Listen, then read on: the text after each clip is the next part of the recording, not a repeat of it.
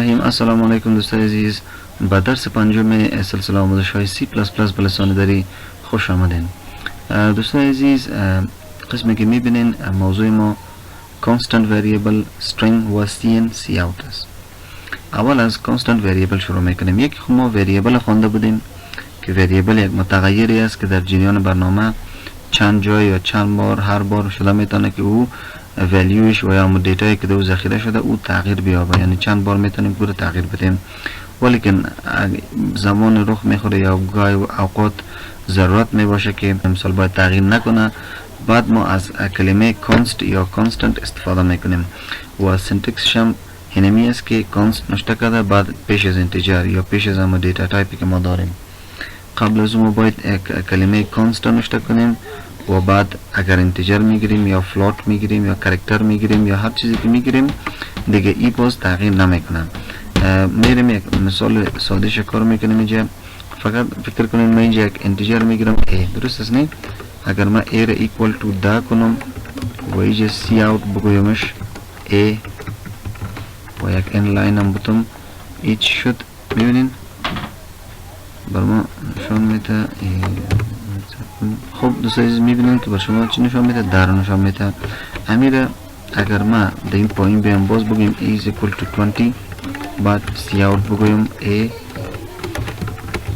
یک ان لاین هم بتم، میبینین که تا یک جای قسمت 10 است و بعد از او که تغییر خورده او را دیتاش دیگه چیز شده. ما میگم که اینمی دیتا باید تغییر نخوره. ما باید چی کنم؟ قبل از انت، درست است نه؟ قبلا این ما باید چی نشن؟ const نشته کنم. const integer a و یک گپ دیگه که وقتی که ما یک وریبل یا یک متغیر را میخوایم که در حالت ثابتش معرفی کنیم به پروگرام، باید همزمان اینمیجا اینیشالایزش کنیم، یعنی دو یک دیتا را وارد کنیم. مثلا دیگه ما 50 را وارد کردم و اینجا اگر ما پایین cout بگویم a و یک نیو لاین هم بگویم، حالا بر ما چی را نشان میده؟ اونمو 50 را نشان میده. ولیکن اگر بخوایم گیر ما در پایان مثل قبلا که ما کردیم تغییر بدیم، میرم ایره 60 بگویم و باز اینجا بگویم که cout a ای بر ما ایرر است و ای قابل قبول نیست. دیگه موضوع ما strings است. در زبان C++ بسیار یک آسان براتون میگم string is used for writing text in C++. یعنی از string ما وقت استفاده میکنیم هرگاه ما میخوایم که جمله های بزرگ یا پاراگراف های بزرگ یا تکست یعنی جملات را در صفحه کامپیوتر به نمایش بدیم، یعنی در پروگرام خود به نمایش گذاشته شود، از strings ما استفاده میکنیم. چه قسم کرکتر هم خوانده بودیم که کرکتر فقط به خاطر چی است؟ به خاطر نگاه کردن فقط یک حرف، درست است نه؟ و از string ما به خاطر چی استفاده میکنیم؟ مثلا ما میگیم که f name یعنی که faculty name، درست است نه؟ is equal to میکنم bcs. خب دوستان عزیز، ما در کرکتر یک حرف گرفتیم و در string یک جمله را گرفتیم. اینالی را ما پایین نمایش میتیم، میگم cout بر ما name و یک نیو لاین برو، بعد cout بر ما چی؟ f name. و حالا قسمی که میبینن دوستان عزیز در کرکتر فقط یک حرف آمده و در string که هست یک جمله مکمل. این جمله شده میتونه که بزرگ هم باشه، مثلا جهان یونیورسیتی کابل افغانستان، درست است؟ وقتی ما اگر رن کنیم بر ما اونو جمله بزرگ نشان میده. خب دوستان عزیز، انواع بعدی ما cn و cout است. این دو کلمات که در زبان C++ بسیار یک کارهای عمده خود را انجام میده که توسط cout ما میتونیم که دیتا و یا کدام حرف یا هر چیزی که باشه او را در اسکرین نشان بدیم. و توسط cn که از ما چی میتونیم؟ از یوزر اینپوت میگیریم، یعنی گاهی اوقات در بعض پروگرام سر میخوره که از یوزر یک چیز میخواه، یعنی میخواه که مثلا نام تنشته کو یا میخواه که عمر تنشته کو یا هر چیزی که مثال سوال میشه وقتی که تو تایپ میکنی و قبول میشه و توسط cn میشه که سنتکس cout ما cout نشان میکنیم و با دو علامه کوچکتر و بعدا اگر تکست میخوایم، یعنی مثال اگر میخوایم که یک جمله یک حرف نشان بدیم بعد در بین دو کوتیشن هر چیزی که ما نشته کنیم و بر ما در روی کامپیوتر ظاهر میشه.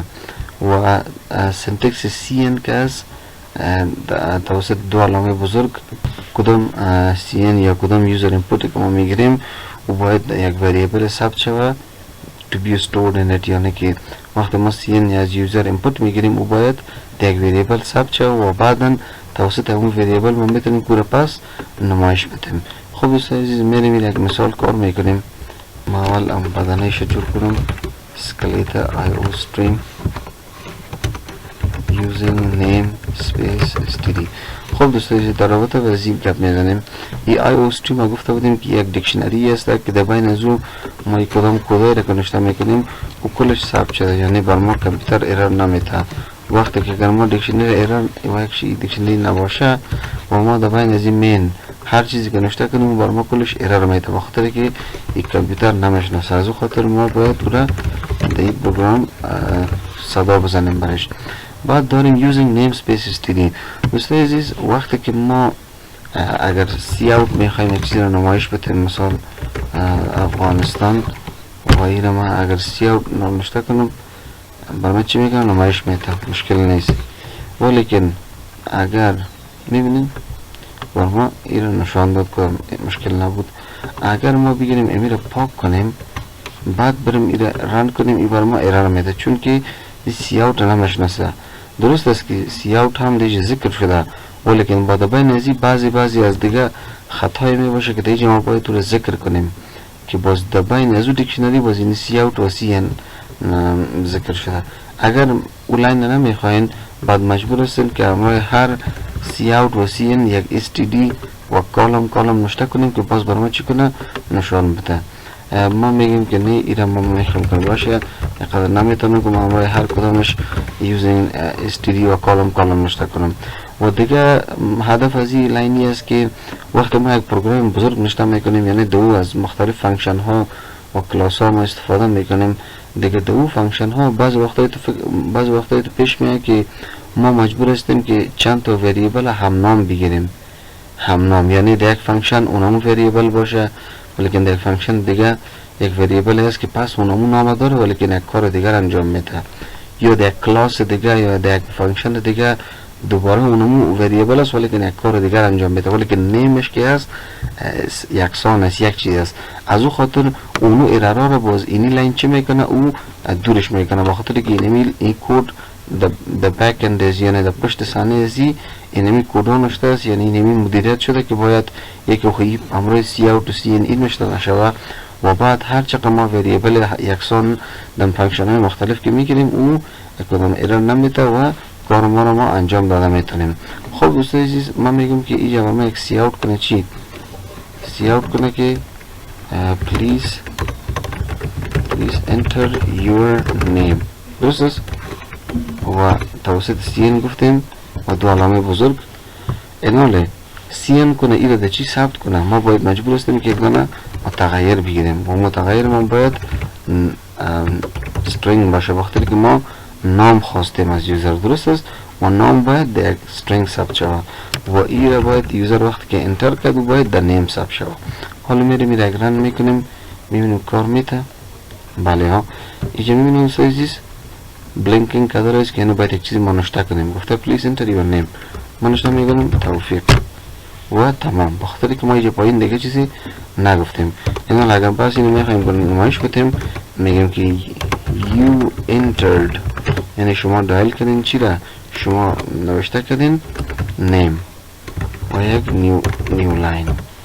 اینو که وقت اگر ما ایره رن کنیم اول خب اسم ما را میخوایم، مثلا نمیشه میکنم پیکان، میگه you entered پیکان.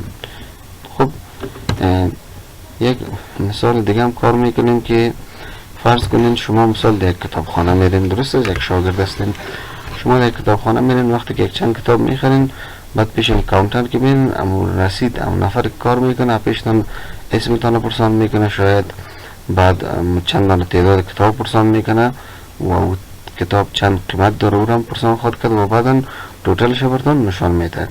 اول شروع میکنیم از چی؟ از string. وقتی که نیمش هم میخواه چی نیم؟ اس نیم یعنی student نیم. بعد integer books چندان تعداد کتاب است، float price و اینم integer total میگیریم. درست است؟ اینال پایین توسط سی اوت ما نمایش میدیم. چرا نمایش میدیم؟ اشتباه میکنیم enter student name، درست است. و توسط سی ان ما از یوزر اینپوت میگیریم و باید در اس نیم یعنی در student name ثبت شود. بعد یک سی اوت دیگر میگیریم که بر ما پرسان کنه که how many books did you purchase، یعنی که چند کتاب خریدین، درست است. ما میگیم که توسط سی ان ایده در بوکس ثبت کن. بعد سی اوت کو برمی چیده که enter price for each book و میگم سی ان میگیریم توسط پرایس یعنی در پرایسی باید ثبت شود. خب این یک کد ما رو نوشته میکنیم. چی کد ما رو؟ یعنی که این چیزها را خواهش یوزر میخواه ولیکن توتالش باید پروگرام کنه که چند تا کتاب بود، یک کتاب نرخش چند بود و رزرو اونم کتاب ها میکنه و توتال براتون نشان میده. میجه پایین میگم توتال is equal to books ضرب price، درست است. و ایده در پایین نشان بده، یعنی همین چیزهایی که نوشته کردیم نشان بده که اول یک دیزاین وریجا بتیم که slip هم یک چیزی میگم، درست است. و سلش ان یه هم یک نیو لاین ایجاد میکنه اینجا و بعد از این یک سلش ان بتیم که نتیجه باید یک نیو لاین بیاید. خب اینجا میگیم student name is equal to gs name و یک نیو لاین. بعد یک سی اوت میگیم که چی total books purchased یعنی تعداد کتابایی که خریده شده.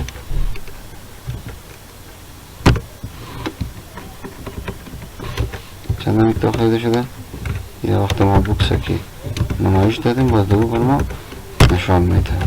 بعد میگیم که price of each book is equal to cheap price یک نیو لاین.